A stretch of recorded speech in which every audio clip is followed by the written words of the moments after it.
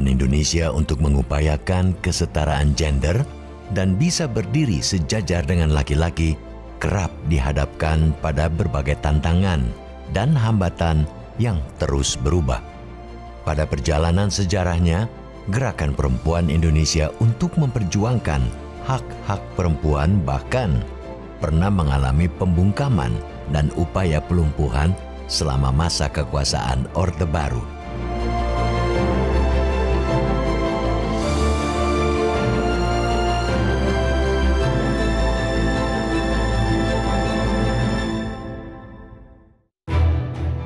Gerakan perempuan di Indonesia muncul nyaris bersamaan dengan kemunculan gerakan kebangsaan pada masa penjajahan Belanda.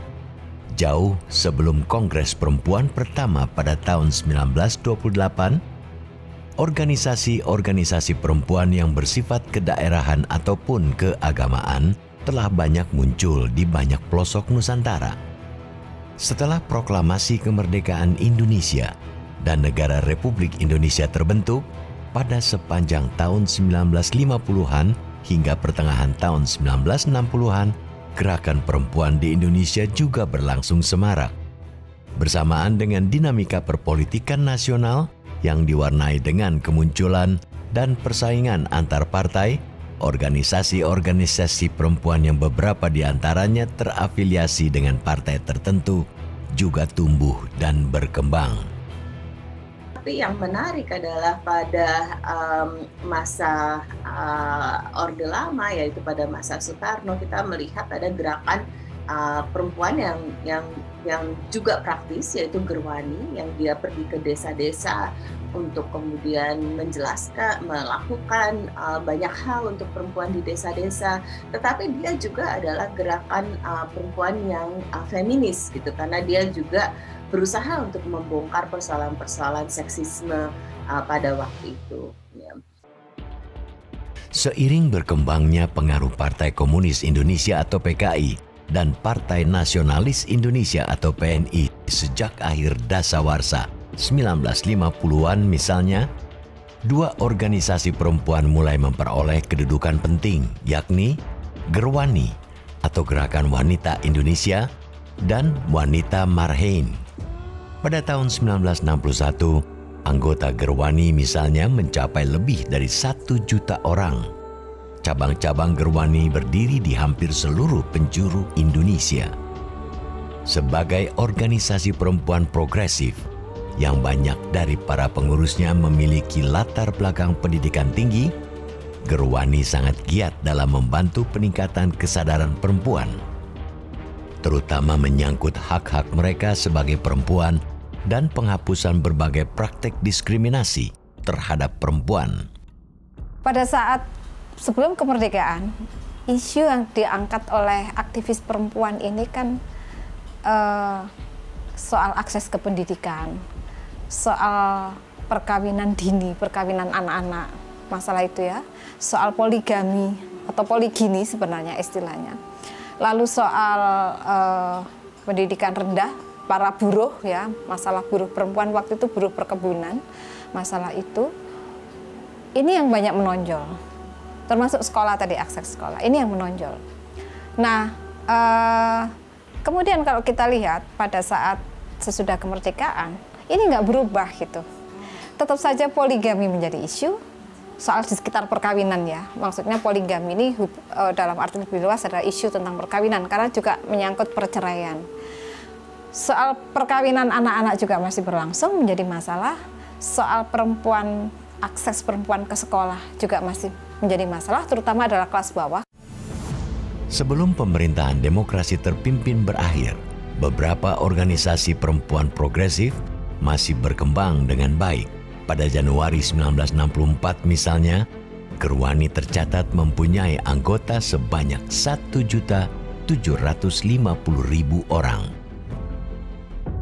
Namun, saat bandul kekuasaan berpindah ke tangan pemerintahan Orde Baru, pasca terjadinya peristiwa gerakan 30 September 1965, Gerwani yang dituduh sebagai organisasi underbau PKI dibubarkan oleh pemerintahan rezim Orde Baru dan dianggap sebagai organisasi terlarang. Pasca pelarangan ini, Banyak dari anggota Gerwani menjadi sasaran berbagai praktik pelanggaran hak-hak asasi manusia, seperti pembunuhan, penghilangan paksa, penahanan sewenang-wenang, penyiksaan, dan kekerasan seksual. Kekuatan kapitalis internasional ini kan ngeri kalau Indonesia dalam pimpinan Soekarno, apalagi sudah ditunjukkan bahwa Soekarno mampu mengkonsolidasi negara-negara selatan ya dalam konferensi Asia Afrika untuk melawan imperialisme ini. Kalau ini kuat, itu mengerikan. Nah, Anda tahu untuk yang perempuan, Gerwani ini termasuk anti-imperialismenya kencang, ya, karena itu juga harus dihancurkan. Gerwani juga tidak punya permusuhan dengan Soekarno.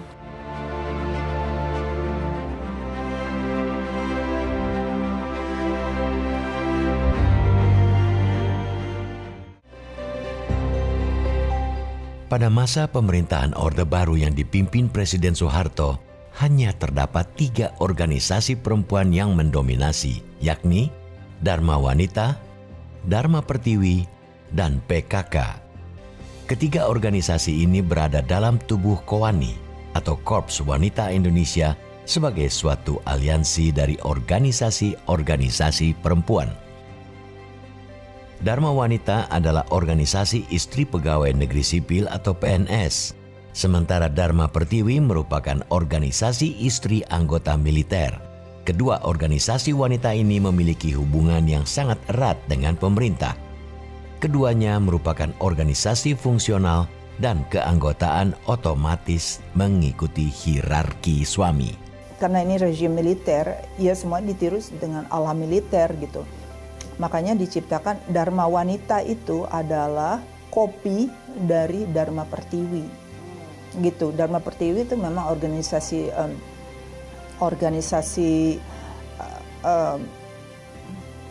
istri tentara, itu memang begitu hierarkis. Maka diciptakanlah untuk pegawai negeri, untuk PNS juga begitu.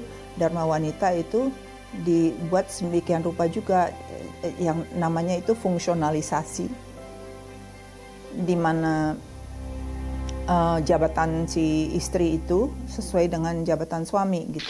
Pemerintah ini Orde Baru menciptakan norma peran. Kalau bahasa saya adalah ideologisasi.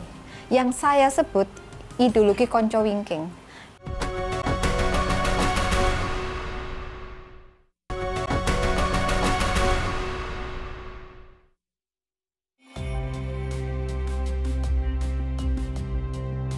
Sejak didirikan pada tanggal 5 Agustus 1974 hingga tahun 1996, Dharma Wanita yang menjadi organisasi tunggal bagi para istri pegawai negeri Republik Indonesia dipimpin oleh Siti Hartina Soeharto atau Ibu Tin Soeharto, yang kala itu juga berstatus sebagai ibu negara. Menurut penulis buku Sex, Power, Nations, Julia Suryakusuma, keberadaan organisasi seperti Dharma Wanita merupakan perwujudan dari ideologi dan kultur ibuisme negara. Karena struktur keorganisasian Dharma Wanita berpusat pada kekuasaan Presiden Republik Indonesia sebagai pembina, sementara Ketua Dharma Wanita adalah istri Presiden Republik Indonesia. Struktur keorganisasian Dharma Wanita ini memperlihatkan organisasi perempuan pada masa Orde Baru sangat dibatasi dan bahkan diawasi langsung oleh Presiden dan para aparat birokrasi lain yang berkaitan dengan organisasi perempuan pada masa Orde Baru. Ideologi ibuisme negara itu sebenarnya berasal dari hal-hal yang sudah ada di Indonesia gitu. Makanya dia mudah sekali gitu untuk diterapkan gitu. Yang kalau saya boleh merujuk kepada studi saya sendiri gitu, konsep dari ibuisme negara itu sendiri berasal dari konsepnya Maria Mies. Dia seorang sosiolog Jerman yang mengajukan teori yang bernama housewifization, atau kalau di bahasa Indonesia kan pengibu rumah tanggaan. Itu berasal dari ide bahwa dalam masyarakat kapitalis itu laki-laki itu yang pencari nafkah ya, yang keluar. Jadi ada pemisahan antara sektor domestik dan publik gitu, privat dan publik gitu. Jadi ini sangat dikotomis sekali gitu ya, bahwa laki-laki di sektor publik berarti politik juga gitu ya. Kalau perempuan ya intinya tuh konco winking lo gitu loh. Hal lain yang juga menekan perempuan selama masa kekuasaan rezim Orde Baru adalah masifnya indoktrinasi pancadharma wanita yang berisi butir-butir pokok untuk menjadi perempuan ideal. Perempuan ideal dalam konsep politik rezim Orde Baru ini merujuk pada pandangan bahwa perempuan adalah pendamping suami atau laki-laki yang mengemban berbagai tugas domestik atau tugas-tugas kerumah tanggaan. Pemerintah ini Orde Baru menciptakan norma peran. Kalau bahasa saya adalah ideologisasi. Yang saya sebut ideologi konco winking. Konco winking saya ambil dari istilah Jawa, artinya posisi perempuan yang hanya di belakang suami, di dalam rumah, norma peran. Dan itu terumuskan di dalam Pancadharma Wanita. Isinya satu, perempuan adalah istri suami. Perempuan adalah istri, itu. Yang kedua, kewajiban perempuan adalah menjadi ibu rumah tangga yang mengasuh anak-anak. Kedua. Ketiga, kewajiban perempuan adalah mengelola ekonomi rumah tangga. Keempat, kewajiban perempuan adalah hanya pencari nafkah tambahan. Jadi kalau dia bekerja, itu hanya pencari nafkah tambahan, karena yang utama adalah tadi menjadi istri dan menjadi ibu rumah tangga. Ya. Keempat, perempuan boleh aktif berorganisasi, tetapi hanya organisasi sosial, nggak boleh organisasi politik. Nah, Pancadharma Wanita ini tanpa dirasakan, inilah yang sebenarnya ideologi yang ditanamkan melalui 3 organisasi korporatis. Semua harus tunduk. Di luar itu maka akan ada banyak sanksi-sanksi. Sanksinya biasanya kepada jabatan suami.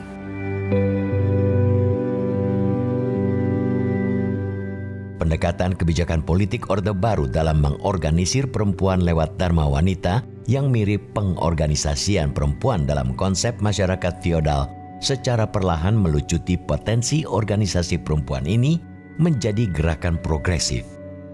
Pengorganisasian perempuan lewat Dharma Wanita dan organisasi sejenisnya dalam beberapa kasus justru menjadi gerakan yang secara masif melumpuhkan potensi kritis dan politis perempuan. Dampak yang terbesar adalah yaitu mematikan pemikiran yang kritis, satu, dan kedua meniadakan tubuh perempuan. Ya, karena diskursus tubuh perempuan itu sama sekali tidak ada di dalam Orde Baru. Ya. Jadi bahwa perempuan memiliki tubuh dan perempuan memiliki hak atas tubuhnya, itu sama sekali tidak ada diskursus itu. Jadi tubuh perempuan dan pikiran perempuan dimiliki oleh negara, yaitu konsep dasar dari Orde Baru atau rezim otoriter. Ya tentunya jadinya merugikan perempuan sekali gitu ya, karena artinya kita selalu dianggap sebagai objek bukan sebagai subjek gitu ya. Jadi kita melihat kita menjadi objek di dalam hukum, kita diposisikan sebagai yang tidak memiliki hak gitu ya. Lalu di dalam pendidikan kita juga tidak diposisikan sebagai yang mampu untuk mencapai pendidikan tinggi. Sekarang ini kalau mau tanya gitu, apa yang harus dilakukan oleh perempuan Indonesia sekarang? Kita harus menjadi kekuatan revolusioner.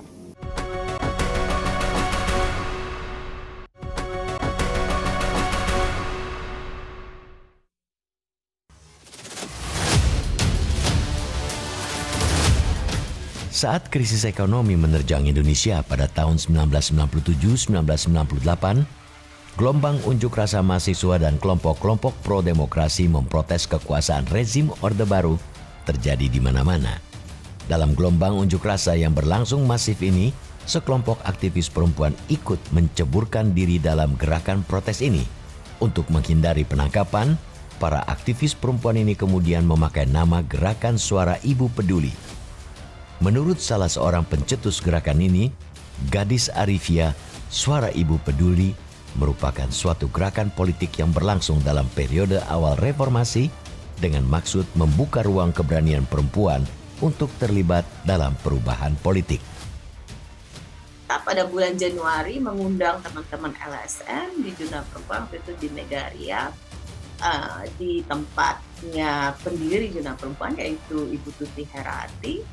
Di situ kita mulai brainstorming nama apa yang akan kita pakai gitu ya.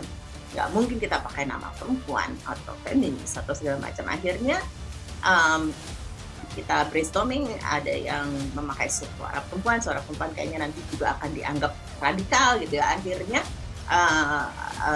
bagaimana suara ibu peduli gitu ya. Peduli itu kan care gitu ya, dan ibu dianggap bisa diterima oleh masyarakat karena diindoktrinasi negara yang sekian lama gitu ya.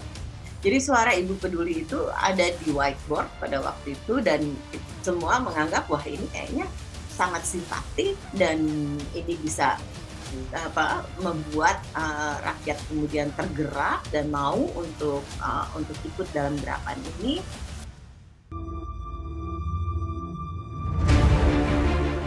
Di tengah maraknya gelombang unjuk rasa anti Soeharto pada tanggal 23 Februari 1998, saat status siaga 1 atau tembak di tempat diberlakukan pihak keamanan di Jakarta, para aktivis Suara Ibu Peduli menggelar unjuk rasa di kawasan bundaran Hotel Indonesia, Jakarta.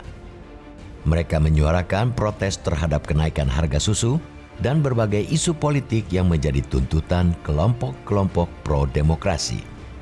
Dalam unjuk rasa ini, 3 aktivis Suara Ibu Peduli ditangkap polisi.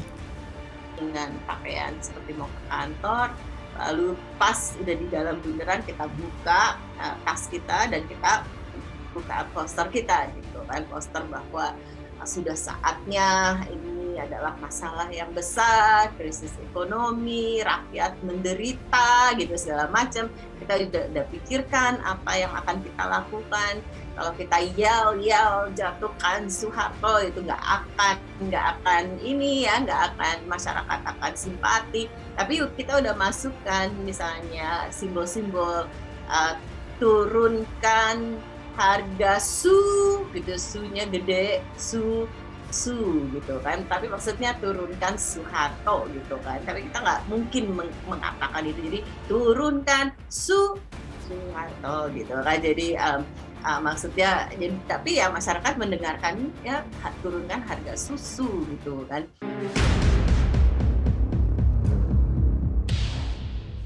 Saat gelombang unjuk rasa menuntut reformasi kian masif, kelompok Suara Ibu Peduli kian intens terlibat dalam unjuk rasa.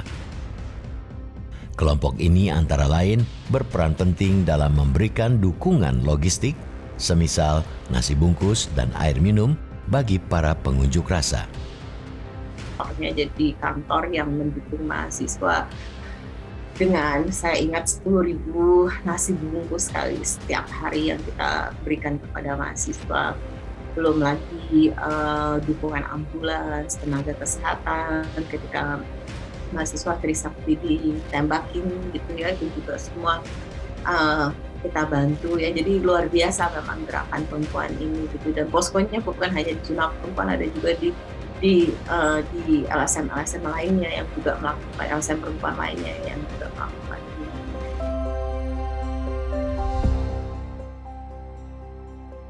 Setelah pemerintahan Presiden Soeharto berakhir pada 21 Mei 1998, para aktivis perempuan yang tergabung dalam Suara Ibu Peduli juga menjadi bagian penting dalam usaha dan gerakan memperjuangkan hak-hak perempuan dan perlindungan terhadap perempuan, di antaranya lewat pembentukan Komnas Perempuan yang terbentuk pada masa pemerintahan Presiden B.J. Habibie.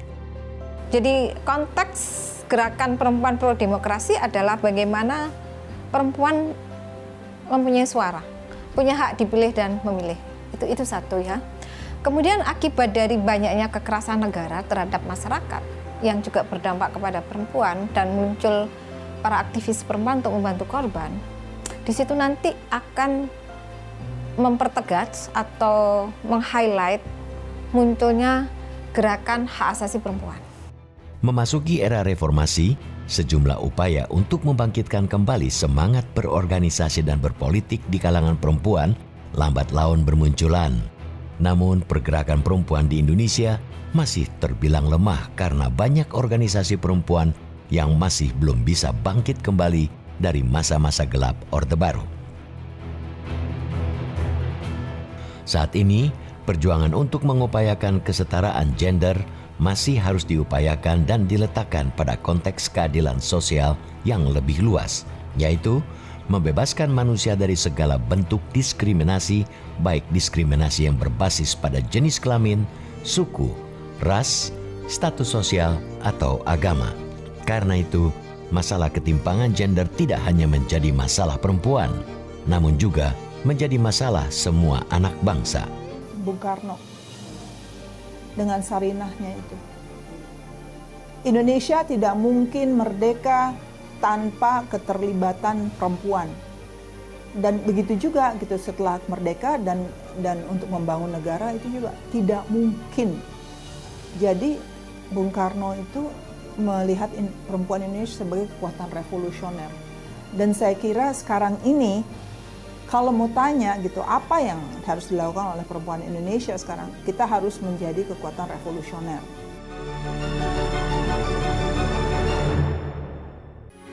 Metro TV